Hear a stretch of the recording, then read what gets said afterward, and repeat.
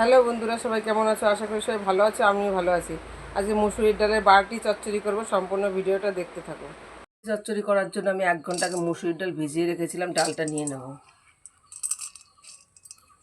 একটা আলু আমি কেটে রেখেছি, ওই আলুটাও নিয়ে নেব। আমি কেটে রেখেছি।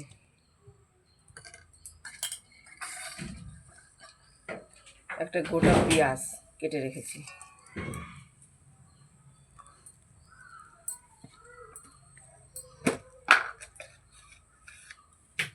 লবণ পরিমাণ মতন, হলুদ পরিমাণ মতন,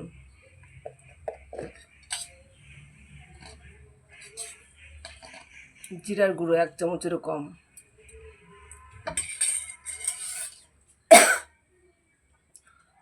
কেটে রাখা কাঁচা লঙ্কা, পাকা লঙ্কা, অল্প একটু আদা,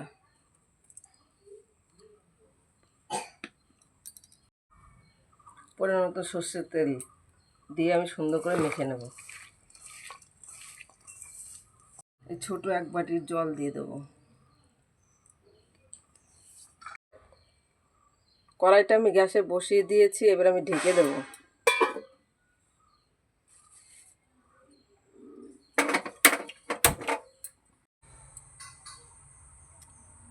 এবার ঢাকনাটা আমি খুলে নেব।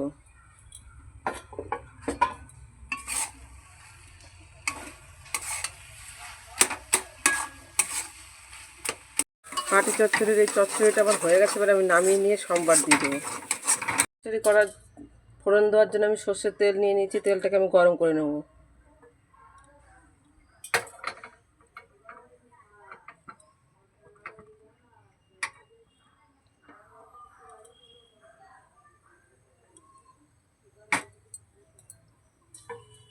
দিয়ে দেবো একটা শুকনো লঙ্কা,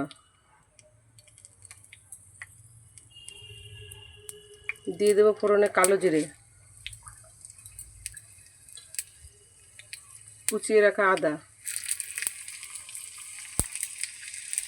ঠিক আছে, আমি তুলে নিচ্ছি। আমি দিয়ে দেবো কেটে রাখা ধনেপাতা।